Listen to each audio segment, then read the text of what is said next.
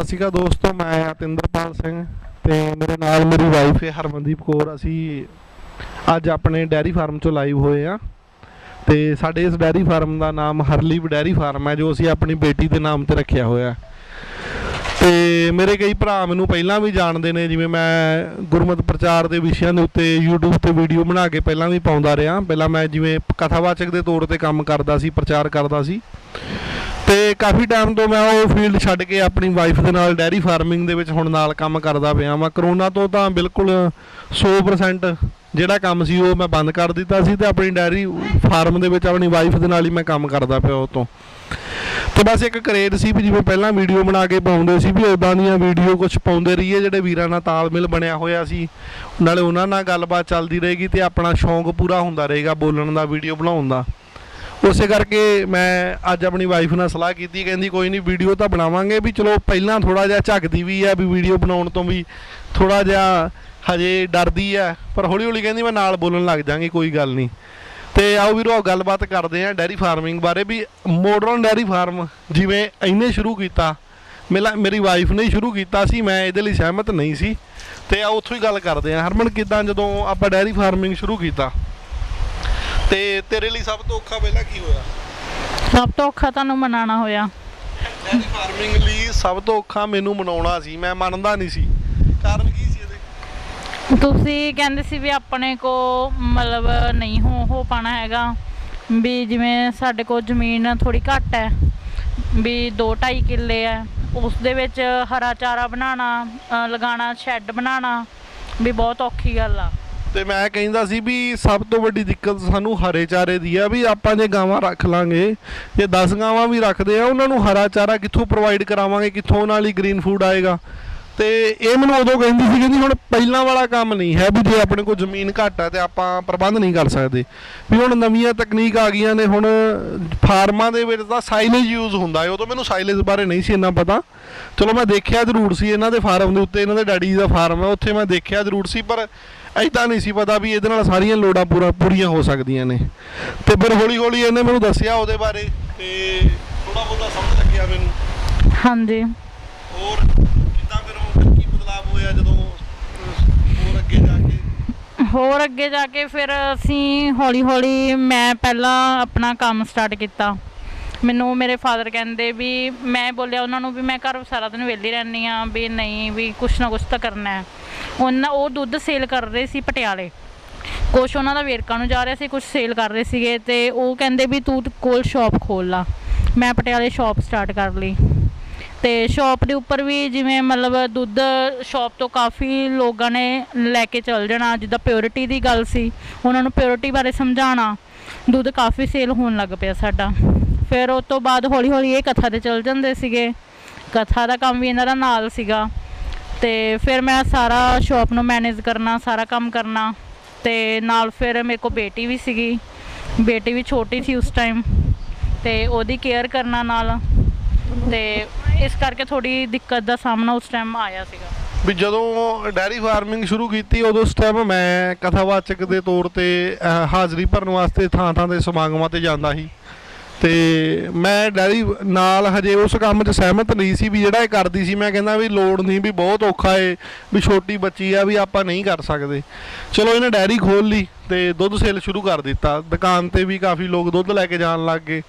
ਤੇ ਅਖੀਰ ਉਹ ਮਤਲਬ ਕਿ ਡੈਡੀ ਜੀ ਹੋਰਾਂ ਦੇ ਨਾਲ ਰਲ ਕੇ ਕਰਦੀ ਸੀ ਆਪਣੇ, ਉਹਨਾਂ ਨੇ ਕਿਹਾ ਵੀ ਉਹਨਾਂ ਨੂੰ ਬੰਦ ਕਰਨਾ ਪੈਣਾ, ਵੀ ਸਾਰਾ ਤੁਸੀਂ ਸਾਂਭ ਲਓ। ਤੇ ਫਿਰ ਦੁੱਧ ਜਿਹੜਾ ਸੀ ਉਹਨਾਂ ਨੇ ਸਾਨੂੰ ਦੇ ਦਿੱਤਾ, ਸਾਰਾ ਲੱਗਾ ਹੋਇਆ। ਜਿਹੜੀਆਂ ਬਾਂਧਾਂ ਹੁੰਦੀਆਂ ਨੇ, ਬਾਂਧਾਂ ਵੀ ਫਿਰ ਅਸੀਂ ਪਾਉਣੀਆਂ ਸ਼ੁਰੂ ਕਰਤੀਆਂ, ਤੇ ਇੱਕ ਮੁੰਡਾ ਵੀ ਰੱਖ ਲਿਆ ਸੀ ਨਾਲ, ਉਹਨੇ ਸਾਡੇ ਨਾਲ ਵੀ ਦੁੱਧ ਪਾਇਆ ਵਾਹਵਾ ਘਰਾਂ ਦੇ ਵਿੱਚ, ਉਹਨੇ ਸਾਰੇ ਦੁੱਧ ਪਾਉਣਾ। ਤੇ ਫਿਰ ਹੋਰ ਉਦੋਂ ਬਾਅਦ ਦੁੱਧ ਖਰਾਬ ਹੋਣ ਲੱਗ ਗਿਆ, ਹਨਾ, ਇਹ ਵੀ ਸਮੱਸਿਆ। ਹਾਂਜੀ, ਗਰਮੀ 'ਚ ਦਿੱਕਤ ਆ ਜਾਂਦੀ ਹੈ ਥੋੜ੍ਹੀ ਜਿਹੀ। ਆਪਾਂ ਪਿਓਰ ਦੁੱਧ ਆ, ਉਹ ਆਪਾਂ ਜ਼ਿਆਦਾ ਟਾਈਮ ਉਹਨੂੰ ਮਤਲਬ ਕਿ ਧੁੱਪ ਵਗੈਰਾ 'ਚ ਜ਼ਿਆਦਾ ਮਤਲਬ ਕਿ ਨਹੀਂ ਪਾ ਸਕਦੇ, ਫਿਰ ਉਹ ਥੋੜ੍ਹੀ ਦਿੱਕਤ ਆਉਂਦੀ ਸੀਗੀ।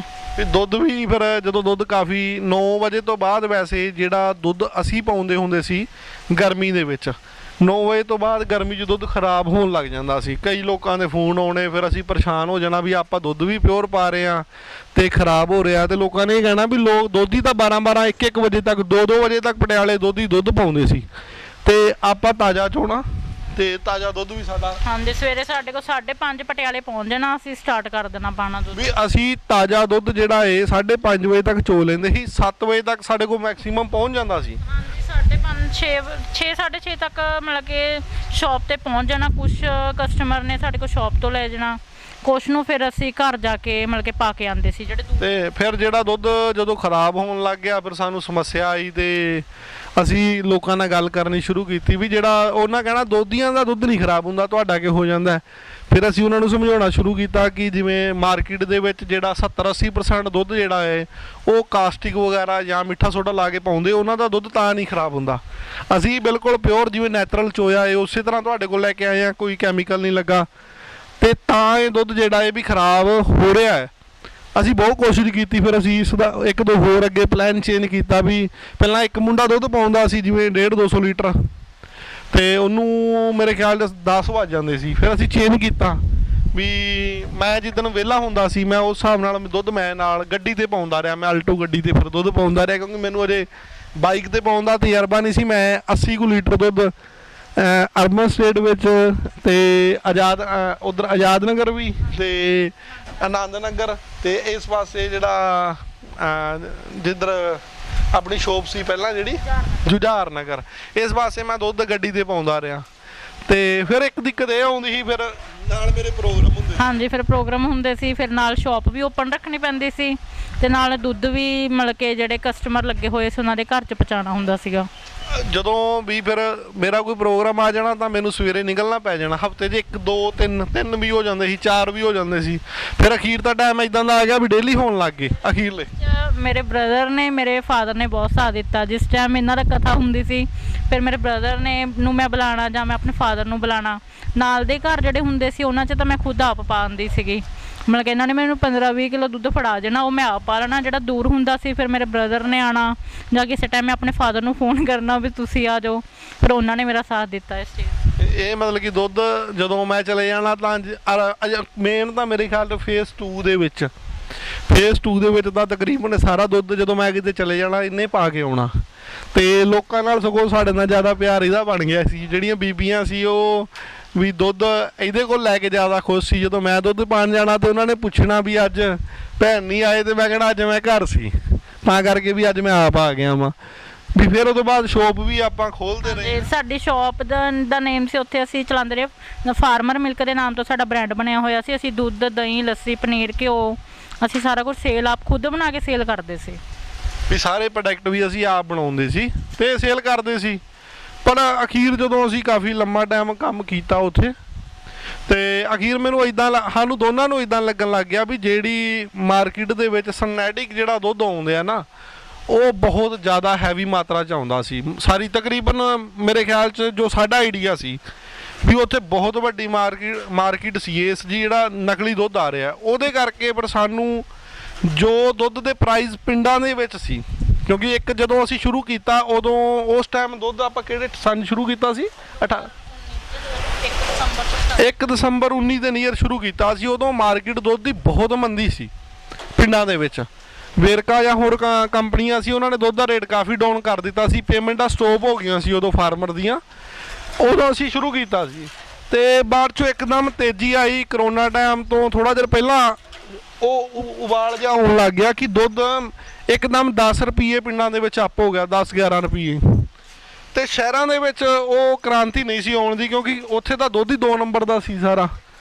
ਤੇ ਸਾਨੂੰ ਫਿਰ ਉਹ ਫਰਕ ਪੈਣ ਲੱਗ ਗਿਆ ਕਿ ਜੋ ਰੇਟ ਸਾਡਾ ਅਸੀਂ ਆਪਣੇ ਭਾਵੇਂ ਘਰੋਂ ਹੀ ਲੈ ਕੇ ਜਾਂਦੇ ਸੀ, ਡੈਡੀ ਦੇ ਕੋਲੋਂ ਲੈਂਦੇ ਸੀ ਇਹਨਾਂ ਦੇ ਕੋਲੋਂ ਦੁੱਧ ਤੇ ਅਸੀਂ ਸੇਲ ਕਰਦੇ ਸੀ। ਇਹਨਾਂ ਦੇ ਡੈਡੀ ਦਾ ਹੀ ਫਾਰਮ ਸੀ, ਉੱਥੋਂ ਹੀ ਸੇਲ ਕਰਦੇ ਸੀ ਲੈ ਕੇ।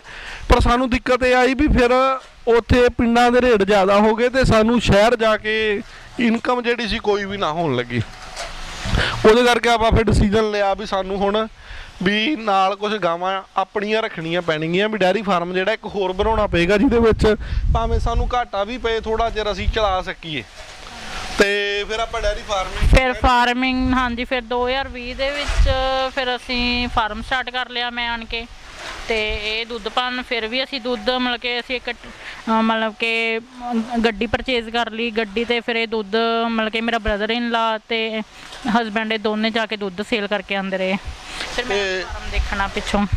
ਉਦੋਂ ਇਹ ਫਿਰ ਫਾਰਮ ਵੇਖਣ ਲੱਗ ਗਈ ਤੇ ਦੁੱਧ ਜਿਹੜਾ ਸੀ ਮੈਂ ਤੇ ਮੇਰਾ ਬ੍ਰਦਰ ਅਸੀਂ ਨਾਲ ਐ ਦੁੱਧ ਸਪਲਾਈ ਸ਼ੁਰੂ ਕਰ ਦਿੱਤੀ ਤੇ ਨਾਲ ਵੀ ਅਸੀਂ ਇੱਕ ਗੱਡੀ ਵੀ ਜਿਹੜੀ ਸੀ ਆਪਾਂ ਵੀ ਟਾਟਾ ਵਾਲਿਆਂ ਦਾ ਜਿਹੜਾ ਟਾਟਾ ਏਸ ਜਿਪ ਇਹਨੂੰ ਪਰਚੇਜ਼ ਕੀਤਾ ਉੱਤੇ ਅਸੀਂ ਦੁੱਧ ਪਾਉਂਦੇ ਸੀ ਘਰਾਂ ਦੇ।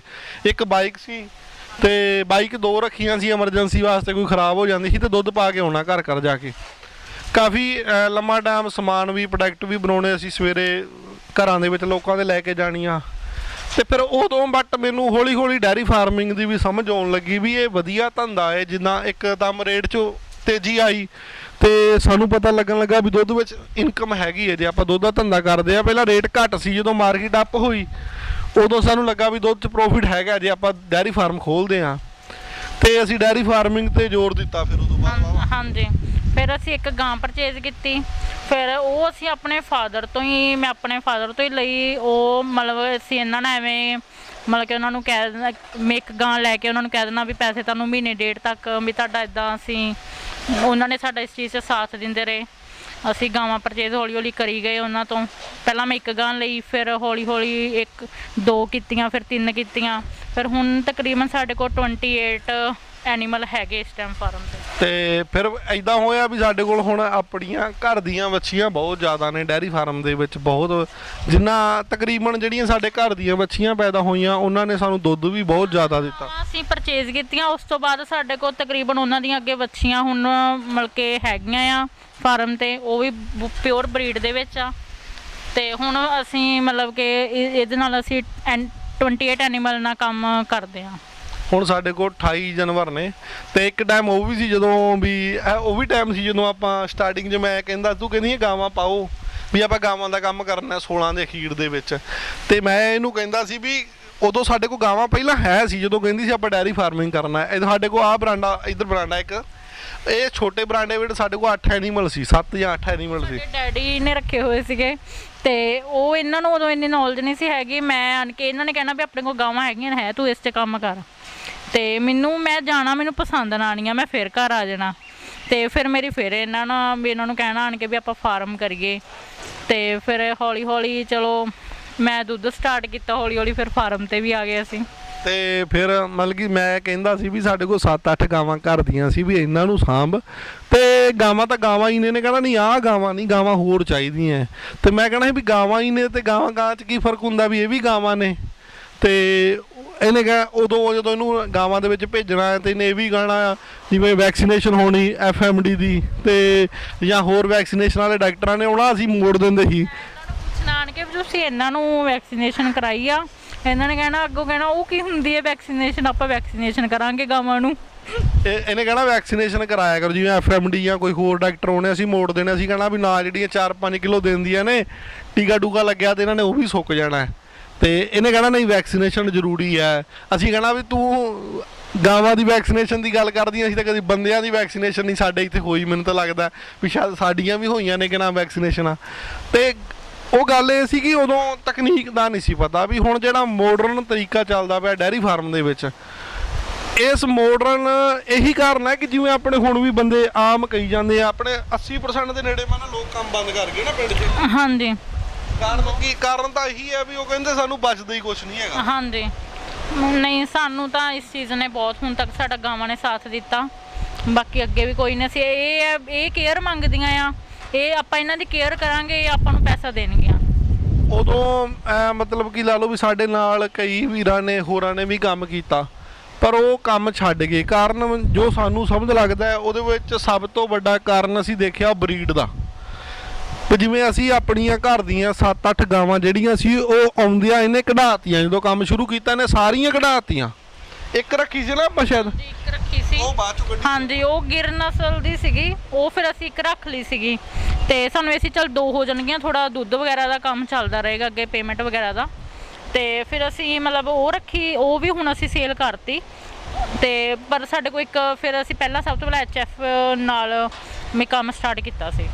ਤੇ ਉਹ ਜਿਹੜੀ ਮਤਲਬ ਕਿ ਗਾਂ ਉਹਨਾਂ ਦੇ ਵਿੱਚੋਂ ਇੱਕ ਰੱਖੀ ਸੀ, ਇਹਨੇ ਬਾਕੀ ਸਾਰੀਆਂ ਕਢਾਤੀਆਂ ਸੀ। ਤੇ ਸ਼ਾਇਦ ਮੈਨੂੰ ਉਦੋਂ ਲੱਗਦਾ ਸੀ ਵੀ ਨਾ ਪਹਿਲਾਂ ਉਸਦਾ ਬਰੂਸੈਲਾ ਟੈਸਟ ਕਰਵਾਇਆ, ਉਹ ਫਿਰ ਉਹ ਕਲੀਅਰ ਆਈ, ਫਿਰ ਅਸੀਂ ਉਹ ਰੱਖੀ ਸੀ ਫਾਰਮ ਤੇ। ਤੇ ਉਦੋਂ ਮੰਨ ਲਓ ਜਦੋਂ ਅਸੀਂ ਹੁਣ ਉਹ ਗਾਵਾਂ ਜਿਹੜੀਆਂ ਅਸੀਂ ਸਾਰੀਆਂ ਕੱਢਤੀਆਂ ਤੇ ਸਾਨੂੰ ਸਾਰੇ ਪਿੰਡ ਦੇ ਜਾਂ ਆਮ ਸਾਰੇ ਇਹੀ ਕਹਿੰਦੇ ਹਨ ਵੀ ਇਹ ਕਹਿੰਦੇ ਰੱਖਣੀਆਂ ਗਾਵਾਂ ਨੇ ਤੇ ਪਹਿਲੀਆਂ ਗਾਵਾਂ ਇਹਨਾਂ ਪਿਓ ਦੀਆਂ ਵਕਾਤੀਆਂ ਸਾਰੀਆਂ, ਵੀ ਪਹਿਲੀਆਂ ਤਾਂ ਇਹਨਾਂ ਸਾਰੀਆਂ ਵਕਾਤੀਆਂ, ਹੁਣ ਇਹ ਕਿਹੜੀਆਂ ਗਾਵਾਂ ਰੱਖਣਗੇ ਵੀ ਇਹਨਾਂ ਸਾਰੀਆਂ ਗਾਵਾਂ ਵੇਚਤੀਆਂ ਨੇ। ਤੇ ਲੋਕੀ ਮਜ਼ਾਕ ਕਰਦੇ ਆ ਸਾਨੂੰ, ਅਸੀਂ ਕੋਈ ਵੈਕਸੀਨੇਸ਼ਨ ਕਰਾਉਣੀ ਆ ਜਾਂ ਅਸੀਂ ਕਹਿ ਦਿੰਦੇ ਆ ਵੀ ਅਸੀਂ ਕਿਸੇ ਬਾਹਰ ਦੇ ਬੰਦੇ ਨੂੰ ਫਾਰਮ ਤੇ ਨਹੀਂ ਐਂਟਰ ਹੋਣ ਦਿੰਦੇ, ਉਹ ਇਸ ਚੀਜ਼ ਤੋਂ ਵੀ ਮਜ਼ਾਕ ਉਡਾਉਂਦੇ ਆ ਵੀ ਇਹਨਾਂ ਨੇ ਅਲੱਗ ਹੀ ਫਾਰਮ ਸ਼ੁਰੂ ਕੀਤਾ ਹੋਇਆ ਵੀ ਇੱਦਾਂ ਸਾਨੂੰ ਅੰਦਰ ਨਹੀਂ ਆਉਣ ਦਿੰਦੇ, ਦੇਖਣ ਨਹੀਂ ਦਿੰਦੇ, ਵੀ ਇਸ ਚੀਜ਼ ਦਾ ਬਹੁਤ ਅਸੀਂ ਧਿਆਨ ਰੱਖਦੇ ਹਾਂ। ਵੀ ਕਈ ਜਿਨ੍ਹਾਂ ਨੂੰ ਅਸਲ ਗੱਲ ਸਾਰੀ ਉਹੀ ਹੈ ਕਿ ਜਦੋਂ ਜਿਹੜੀਆਂ ਗੱਲਾਂ ਦਾ ਸਾਨੂੰ ਪਤਾ ਨਹੀਂ ਹੈ, ਮਾਡਰਨ ਡੈਰੀ ਫਾਰਮ ਜਿਹੜਾ ਚੱਲਦਾ ਪਿਆ ਨਾ ਹੁਣ, ਜਿਹੜਾ ਪੰਜਾਬ ਦੇ ਵਿੱਚ ਵਿਕਸਿਤ ਹੋਇਆ ਏ, ਜਿਵੇਂ PDFA ਜਾਂ ਹੋਰ ਵੀ ਕਈ ਇੱਦਾਂ ਦੀਆਂ ਟੀਮਾਂ ਬਣੀਆਂ ਜਿਹੜੀਆਂ ਮਾਡਰਨ ਡੈਰੀ ਵਾਲੇ ਪਾਸੇ ਜ਼ਿਆਦਾ ਖਿੱਚਦੀਆਂ ਨੇ, ਉਧਰ ਨੂੰ ਫਾਰਮਰ ਨੂੰ ਜ਼ਿਆਦਾ ਸਿਖਾਉਂਦੀਆਂ ਨੇ, ਕਿਉਂਕਿ ਬਚਤ ਉਸੇ ਵਿੱਚ ਹੀ ਹੈ।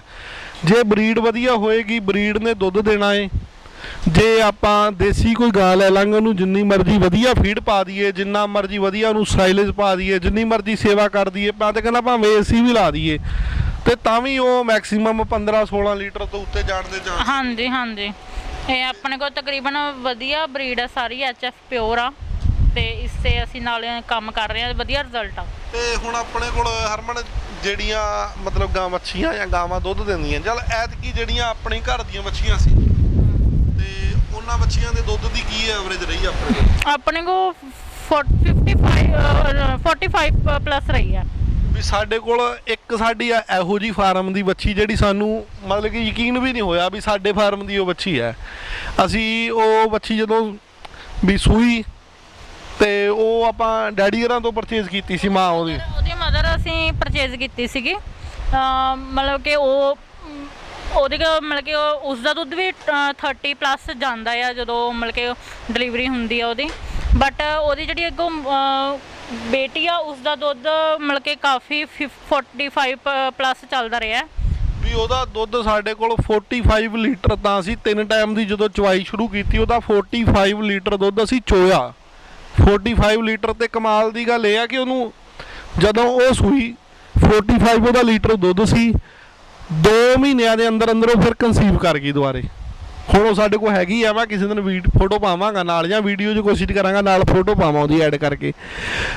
ਉਹਦਾ ਮਤਲਬ ਕਿ ਸੂਣ ਤੋਂ ਬਾਅਦ ਉਹਨੇ ਸਾਨੂੰ 45 ਲੀਟਰ ਦੁੱਧ ਦਿੱਤਾ, 2 ਮਹੀਨਿਆਂ 'ਚ ਕਨਸੀਵ ਕਰ ਗਈ ਤੇ ਪਰਸੋਂ ਚੌਥੇ ਉਹ ਵੱਛੀ ਅਸੀਂ ਡਰਾਈ ਕਰਨ ਦੇ ਲੱਗੇ ਸੀ। ਪਰਸੋਂ ਚੌਥੇ 3 ਜਾਂ 4 ਦਿਨ ਪਹਿਲਾਂ 7 ਮਹੀਨੇ ਦੇ ਨੀਅਰ ਉਹਨੂੰ ਹੋਣ ਵਾਲੇ ਨੇ, ਥੋੜੇ ਦਿਨ ਘੱਟ ਸੀ ਤੇ ਅਸੀਂ ਦੇਖਿਆ ਵੀ ਇਹਦੇ ਤਾਂ ਦਿਨ ਪੂਰੇ ਹੋ ਚੱਲੇ, ਸਾਨੂੰ ਧਿਆਨ 'ਚ ਹੀ ਨਹੀਂ ਸੀ ਵੀ ਦੁੱਧ ਵਧੀਆ ਦੇ ਰਹੀ ਹੈ। ਜਦੋਂ ਦੇਖਿਆ ਵੀ ਡਰਾਈ ਹੋਣ ਦਾ ਟਾਈਮ ਆ ਗਿਆ ਤੇ ਉਸ ਦਿਨ ਜਿੱਦਣ ਆਪਾਂ ਡਰਾਈ ਕਰਨ ਲੱਗੇ ਉਹਦਾ 32 ਲੀਟਰ ਦੁੱਧ ਹੋਇਆ ਸੀ ਨਾ। ਹਾਂਜੀ ਹਾਂਜੀ ਹਾਂਜੀ, ਵੀ ਗੱਲ ਹੈ ਕਿ ਬਰੀਡ ਦੀ ਗੱਲ ਹੈ ਸਾਰੀ। ਮੈਂ ਅਸਲ ਇਹ ਕਹਿਣਾ ਚਾਹੁੰਦਾ ਕਿ 32 ਲੀਟਰ ਉਹਦਾ ਡਰਾਈ ਕਰਨ ਲੱਗਿਆ ਸਾਡੇ ਕੋਲ ਦੁੱਧ ਹੋਇਆ ਜਿੱਦਣ ਅਸੀਂ ਡਰਾਈ ਕਰਨ ਲੱਗੇ ਹਾਂ। 7 ਮਹੀਨੇ ਦੇ ਨੀਅਰ ਹੋ ਗਏ, 2 ਮਹੀਨੇ ਬਾਅਦ ਉਹਨੇ ਸੂ ਪੈਣਾ ਫਿਰ।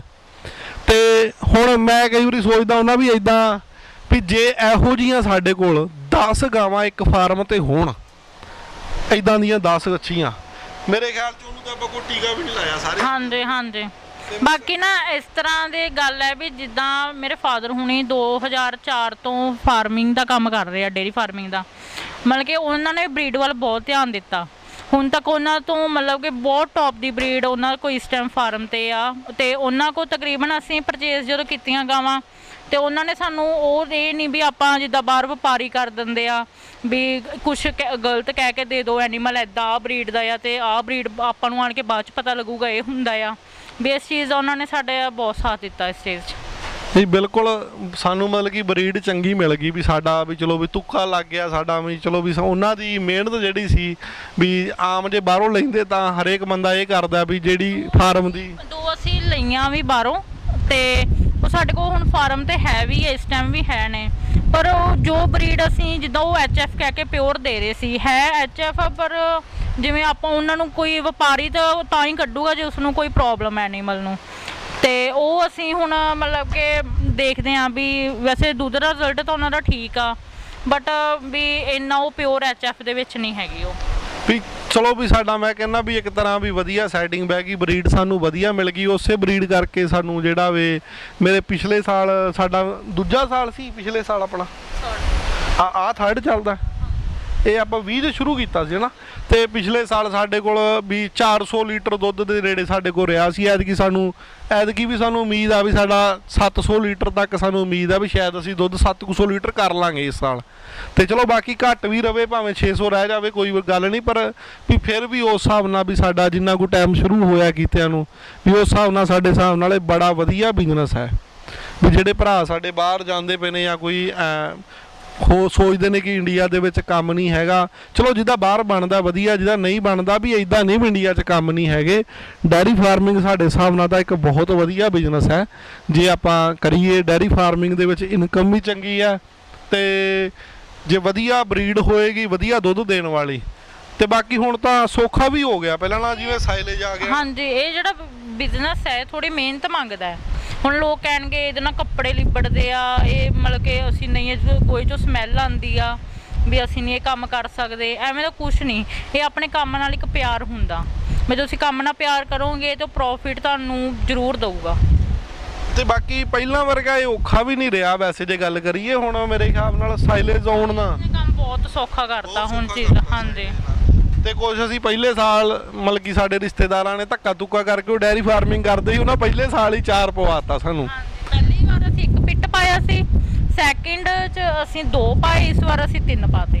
ਵੀ ਜੋ ਪਹਿਲੀ ਵਾਰੀ ਮੇਰੇ ਖਿਆਲ 'ਚ ਸਾਡਾ ਜਿਹੜਾ ਸਾਈਲੇਟ ਸੀ ਮਸਾਂ ਇਹ ਬੇਕਾਰ ਜੇ ਜਿਹੜੇ ਕਿੱਲੇ ਸਨ, 4 ਕਿੱਲਿਆਂ ਦਾ ਵੀ ਜਿਹੜੇ ਬੇਕਾਰ ਜੇ ਸਨ ਉੱਦਾਂ ਦੇ ਪਾ ਲਏ ਵੀ ਅਸੀਂ, ਤੇ ਮਾੜੇ ਕਿੱਲੇ ਸਨ ਉਹ ਅਗਲੇ ਸਾਲ, ਤੇ ਘੱਟ ਰੇਟ ਵਿੱਚ ਲੈ ਕੇ ਪਾ ਲਏ। ਅਗਲੇ ਸਾਲ ਆਪਾਂ 6 ਕਿੱਲੇ ਖਰੀਦੇ ਸੀ, ਸੁਧਾਰ ਕੀਤਾ ਥੋੜਾ ਇਸ ਚੀਜ਼ ਤੇ। ਹਾਂਜੀ, 6 ਕਿੱਲੇ ਦਾ ਤੇ ਅੱਜ ਕੀ ਅਸੀਂ ਮਤਲਬ ਕਿ 18-20 ਕਿੱਲਿਆਂ ਦੇ ਨੇੜੇ 4 ਪਾਇਆ ਵੇ ਐਤਕੀ। ਵੀ ਸਾਨੂੰ ਇਹ ਵੇ ਕਿ ਉਹ ਜਿਹੜਾ ਨਜ਼ਾਰਾ ਬਣਿਆ ਰਵੇ, ਵੀ ਜੇ ਸਾਈਲਸ ਹੋਵੇ ਤਾਂ ਜਿਹੜੀ ਲੇਬਰ ਦੀ ਸਮੱਸਿਆ ਘੱਟ ਆਉਂਦੀ ਹੈ।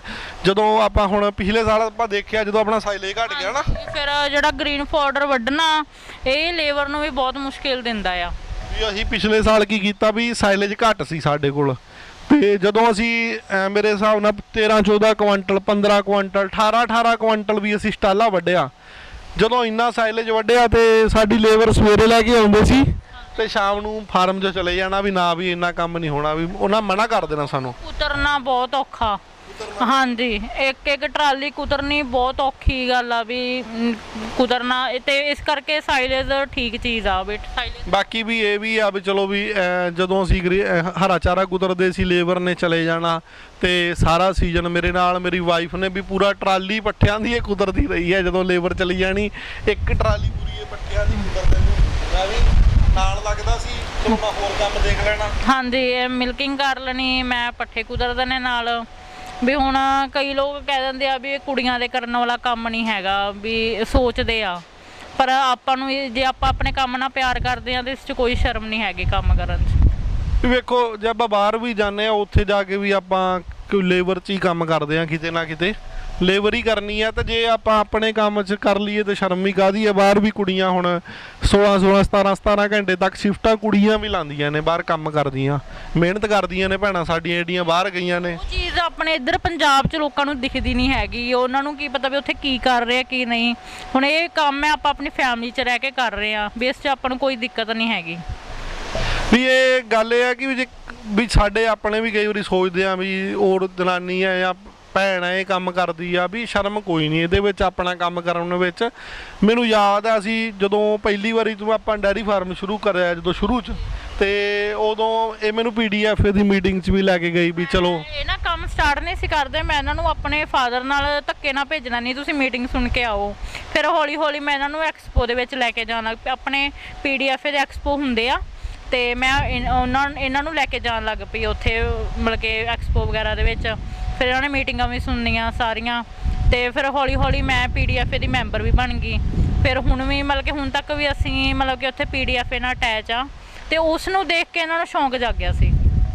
ਬਾਕੀ ਕਈ ਕਾਰਨ ਇਦਾਂ ਦੇ ਬਣ ਗਏ ਜਿਹੜੇ ਕੁਦਰਤੀ ਵੀ ਇਹਨਾਂ ਦੀ, ਜਿਵੇਂ ਡੈਡੀ ਜੀ PDF ਦੇ ਪਟਿਆਲੇ ਤੋਂ ਕੁਲਦੀਪ ਸਿੰਘ ਜੀ ਪ੍ਰਧਾਨ ਸਨ, ਤੇ ਮੇਰੀ ਮੈਰਿਜ ਤੇ ਵੀ ਫਿਰ ਸਰਦਾਰ ਦਲਜੀਤ ਸਿੰਘ ਸਦਰਪੁਰਾ ਜਿਹੜੇ PDF ਦੇ ਪ੍ਰਧਾਨ ਨੇ, ਤੇ ਨਾਲ ਹੋਰ ਵੀ PDF ਦੀ ਸਾਰੀ ਟੀਮ ਤਕਰੀਬਨ ਆਈ ਸੀ, ਤੇ ਉਹਨਾਂ ਨਾਲ ਉਦੋਂ ਮਿਲੇ ਤੇ ਹੌਲੀ ਹੌਲੀ ਉਹ ਅਟੈਚਮੈਂਟ ਬਣ ਗਈ। ਹਾਂਜੀ, ਤੇ ਅਟੈਚਮੈਂਟ ਬਣ ਗਈ। ਤੇ ਇੱਕ ਕਾਰਨ ਹੋਰ ਵੀ ਜਦੋਂ ਅਸੀਂ ਦੁੱਧ ਪਾਣਾ ਸ਼ੁਰੂ ਕੀਤਾ ਜਿਹੜੇ ਪੀਡੀਐਫਏ ਦੇ ਨਾਲ ਜੁੜੇ ਹੋਏ ਸੀ ਜਾਂ ਡਾਕਟਰ ਸੀ ਜਾਂ ਕੋਈ ਹੋਰ ਸੀ, ਉਹਨਾਂ ਨਾਲ ਪਟਿਆਲੇ ਰਿਲੇਸ਼ਨ ਬਣ ਗਏ। ਜਿਵੇਂ ਡਾਕਟਰ ਪ੍ਰਿਤਪਾਲ ਵੀ ਆਪਣੇ ਕੋਲ ਦੁੱਧ ਲੈਂਦੇ, ਹਾਂਜੀ ਅੱਬਾ ਡਾਕਟਰ ਪ੍ਰਿਤਪਾਲ ਦੁੱਧ ਲੈਂਦੇ ਰਹੇ ਕਾਫੀ ਟਾਈਮ ਸਾਡੇ ਤੋਂ। ਤੇ ਜਿਵੇਂ ਆ ਰੋਣੀ ਫਾਰਮ ਵਾਲੇ ਜਾਂ ਹੋਰ ਜਿਹੜੇ ਆਪਣੇ ਮੇਨ ਮਤਲਬ ਕਿ ਦੁੱਧ ਨਾਲ ਰਿਲੇਟਿਵ ਜਿੰਨੇ ਵੀ ਬੰਦੇ ਜਿਹੜੇ ਇੰਸਪੈਕਟਰ ਵਗੈਰਾ, ਫੂਡ ਇੰਸਪੈਕਟਰ ਵਗੈਰਾ, ਉਹ ਕਾਫੀ ਜੁੜੇ ਹੋਏ ਸੀ ਡੈਡੀ ਹਰਾਂ ਨਾਲ। ਉਹਨਾਂ ਨੇ ਦੁੱਧ ਲੈਣਾ ਸਾਡੇ ਕੋਲ ਸ਼ੁਰੂ ਕੀਤਾ, ਉਹਨਾਂ ਨਾਲ ਮਿਲਣਾ ਤੇ ਉਹਨਾਂ ਨੇ ਸਾਡੇ ਨਾਲ ਦੁੱਧ ਦੀਆਂ ਗੱਲਾਂ ਕਰਨੀਆਂ। ਫਿਰ ਹੌਲੀ ਹੌਲੀ ਦੁੱਧ ਵੇਚਣ ਲਈ ਦੁੱਧ ਦੀ ਜਾਣਕਾਰੀ, ਦੁੱਧ ਦੀ ਪਿਓਰਟੀ ਦੀ ਜਾਣਕਾਰੀ ਲੈਂਦਿਆਂ ਵੀ ਕਰੇਜ਼ ਜਿਹਾ ਬਣ ਗਿਆ ਸੀ, ਇਹ ਕੰਮ ਕਰ ਲਿਆ। ਤੇ ਲੈਂਦੇ ਵੀ ਸਾਡੇ ਕੋਲ ਉਹੀ ਲੋਕ ਸੀ ਵੀ ਜਿਨ੍ਹਾਂ ਨੂੰ ਦੁੱਧ ਬਾਰੇ ਜਾਣਕਾਰੀ ਸੀ, ਜਿਨ੍ਹਾਂ ਨੂੰ ਗਾਵਾਂ ਦਾ ਸ਼ੌਂਕ ਸੀ, ਜੇ ਉਹਨਾਂ ਨੂੰ ਟੇਸਟ ਦਾ ਪਤਾ ਲੱਗ ਜਾਂਦਾ ਸੀ। ਜੇ ਉਹਨਾਂ ਨੇ ਕਿਤੇ ਮਾੜਾ ਮਤਲਬ ਕਿ ਬੰਦ ਕਰ ਵੀ ਲੈਣਾ, ਫਿਰ ਉਹਨਾਂ ਨੇ ਕਹਿਣਾ ਸਾਡੇ ਬੱਚੇ ਨਹੀਂ ਪੀਂਦੇ। ਵੀ ਇਸ ਚੀਜ਼ ਦਾ ਸਾਨੂੰ ਬਹੁਤ ਹੁੰਦਾ ਸੀਗਾ ਵੀ ਚਲੋ ਕੋਈ ਤਾਂ ਸਾਡੀ ਮਤਲਬ ਕਿ ਹੁੰਦਾ ਹੈ ਨਾ ਵੀ ਪਿਓਰਿਟੀ ਦੀ ਜਾਂਚ ਹੈਗੀ ਹੈ ਇਹਨਾਂ ਨੂੰ। ਚਲੋ ਬਾਕੀ ਜਿਹੜਾ ਦੁੱਧ ਅਸੀਂ ਸ਼ਹਿਰੋਂ ਬੰਦ ਕੀਤਾ, ਉੱਥੇ ਇੱਕ ਸਾਡਾ ਨਾ ਘਰੋਂ ਮੇਰੇ ਖਿਆਲ 'ਚ 60 ਕਿਲੋਮੀਟਰ ਸਾਡੇ ਦੂਰ ਤੋਂ ਪੈ ਜਾਂਦਾ ਸੀ ਜਿਹੜਾ ਦੁੱਧ ਸਪਲਾਈ ਕਰਦੇ ਸੀ, ਜਿੱਥੇ ਅਸੀਂ ਪਟਿਆਲਾ ਸ਼ਹਿਰ, ਅਰਬਨ ਸਟੇਟ ਵਗੈਰਾ। ਤੇ ਬਾਕੀ ਉੱਦਾਂ ਕਹੀਏ ਵੀ ਸਾਰੇ ਲੋਕਾਂ ਨੇ ਸਪੋਰਟ ਨਹੀਂ ਕੀਤੀ, ਵੀ ਵਧੀਆ ਦੁੱਧ ਨਹੀਂ ਖਰੀਦਿਆ, ਇੱਦਾਂ ਦੀ ਨਹੀਂ ਗੱਲ। ਤਕਰੀਬਨ ਮੇਰੇ ਖਿਆਲ 'ਚ ਅਰਬਨ ਸਟੇਟ ਵਿੱਚ ਬਹੁਤ ਜ਼ਿਆਦਾ ਲੋਕ ਸੀ ਫੇਸ 2 ਦੇ ਵਿੱਚ, ਜਿਨ੍ਹਾਂ ਨੇ ਸਾਡਾ ਬਹੁਤ ਸਾਥ ਦਿੱਤਾ। ਤੇ ਮੋਤੀ ਬਾਗ ਹਾਂਜੀ, ਉਸ ਪਾਸੇ ਵੀ ਕਾਫੀ ਲੋਕਾਂ ਨੇ ਸਾਡਾ ਦੁੱਧ ਜਿਹੜੇ ਖਰੀਦਦੇ ਸੀ, ਤੇ ਕਿਲੋ 2-2 ਕਿਲੋ ਪਨੀਰ ਦੇ ਆਰਡਰ ਵੀ ਆਉਂਦੇ ਸੀ। ਡੇਲੀ ਵੀ ਲੈਣ ਵਾਲੇ ਸੀ ਜਿਹੜੇ ਕਹਿੰਦੇ ਸੀ ਸਾਨੂੰ ਡੇਲੀ ਕਿਲੋ ਪਨੀਰ ਚਾਹੀਦਾ, ਵੀ ਉਹਨਾਂ ਬਹੁਤ ਸਾਥ ਦਿੱਤਾ। ਅਸੀਂ 65 ਰੁਪਏ ਲੀਟਰ ਤੱਕ ਗਾਂ ਦਾ ਦੁੱਧ ਸੇਲ ਕੀਤਾ। ਜੇ ਅਸੀਂ ਆਮ ਕਹੀਏ ਨਾ ਕਿਸੇ ਨੂੰ, ਅੱਜ ਤੋਂ 2 ਸਾਲ ਪਹਿਲਾਂ, ਹੁਣ ਤਾਂ ਚਲੋ 47-46 ਰੁਪਏ ਅਮੂਲ 'ਚ ਲੱਗੀ ਜਾਂਦਾ, ਤੇ ਨੈਸਲੇ 'ਚ ਵੀ 45 ਤੱਕ ਪਹੁੰਚ ਜਾਂਦਾ। ਤੇ ਹੁਣ ਤਾਂ ਅਸੀਂ ਪਿਛਲੇ ਸਾਲ ਥੋੜ੍ਹੇ ਚਿਰ ਪਹਿਲਾਂ ਸਾਡਾ ਅਮੂਲ 'ਚ ਵੀ 49 ਰੁਪਏ ਲੱਗਿਆ, ਕਿਉਂਕਿ ਫੈਟ ਬਹੁਤ ਜ਼ਿਆਦਾ ਹੋ ਗਈ ਸੀ ਸਾਡੇ ਫਾਰਮ ਦੀ। ਪਰ ਜੇ ਆਪਾਂ ਦੂਜੇ ਪਾਸੇ ਗੱਲ ਕਰੀਏ ਵੀ 65 ਰੁਪਏ ਲੀਟਰ, ਅੱਜ ਤੋਂ ਜਦੋਂ ਕਰੋਨਾ ਆਉਣ ਤੋਂ ਪਹਿਲਾਂ, ਜਦੋਂ ਮੰਦੀ ਸੀ ਸ਼ਹਿਰ ਦੇ ਵਿੱਚ, ਜਦੋਂ ਪਿੰਡਾਂ ਦੇ ਵਿੱਚ ਵੀ ਦੁੱਧ ਦੀ ਮੰਦੀ ਸੀ, ਉਸ ਟਾਈਮ ਵੀ ਅਸੀਂ 65 ਰੁਪਏ ਲੀਟਰ ਦੁੱਧ ਸ਼ਹਿਰ ਦੇ ਵਿੱਚ ਵੇਚਦੇ ਰਹੇ ਆ। ਲੋਕਾਂ ਨੇ ਸਾਨੂੰ ਪਨੀਰ ਅਸੀਂ ਸਾਡਾ ਹਲੇ ਬਣ ਰਿਹਾ ਹੋਣਾ, ਕਸਟਮਰਾਂ ਨੇ ਆਣ ਕੇ ਸਾਡੇ ਗੇਟ ਅੱਗੇ ਖੜ ਜਾਣਾ ਵੀ ਸਾਨੂੰ ਤਾਂ ਪਨੀਰ ਅਸੀਂ ਲੈ ਕੇ ਜਾਣਾ। ਫਿਰ ਉਹਨਾਂ ਨੂੰ ਅਸੀਂ ਵੇਟ 'ਚ ਬਿਠਾਉਣਾ, ਉਹਨਾਂ ਨੇ ਵੀ ਸਾਡਾ ਬਹੁਤ ਸਾਥ ਦਿੱਤਾ। ਉਹਨਾਂ ਕਰਕੇ ਹੁਣ ਅੱਜ ਅਸੀਂ ਡੇਅਰੀ ਫਾਰਮ ਸਾਡਾ ਚੱਲ ਰਿਹਾ ਆ, ਵੀ ਉਹਨਾਂ ਨੇ ਸਾਥ ਦੇਣ ਕਰਕੇ।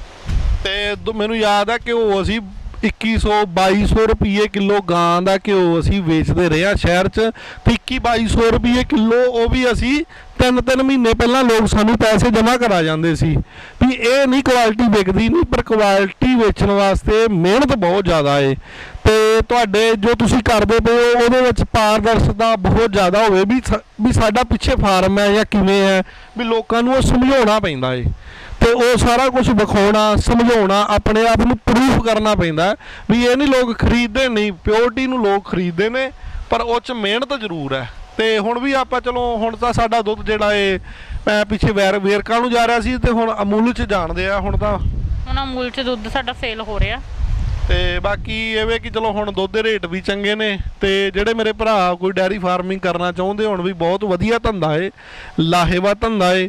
ਤੇ ਪਹਿਲਾਂ ਵਾਲਾ ਕੰਮ ਨਹੀਂ ਵੀ ਜਿਵੇਂ ਆਪਾਂ ਪੱਠਾ ਡੇਲੀ ਵੱਢ ਕੇ ਪਾਉਣਾ, ਉਹ ਕੰਮ ਨਹੀਂ ਹੈ। 1 ਸਾਲ ਆਪਾਂ ਬਾਅਦ ਸਾਈਲੇਜ ਦੇ ਪਿੱਟ ਭਰ ਲੈਂਦੇ ਆ, ਉਹ ਸਾਰਾ ਸਾਲ ਆਪਣਾ ਸਾਈਲੇਜ ਜਿਹੜਾ ਐਨੀਮਲ ਨੂੰ ਚੱਲਦਾ ਰਹਿੰਦਾ ਏ। ਤੇ ਸਾਈਲੇਜ ਦੇ ਫਾਇਦੇ ਵੀ ਕਈ ਨੇ, ਉਹਦੇ ਨਾਲ ਦੁੱਧ ਵੀ ਵੱਧ ਹੁੰਦਾ ਏ।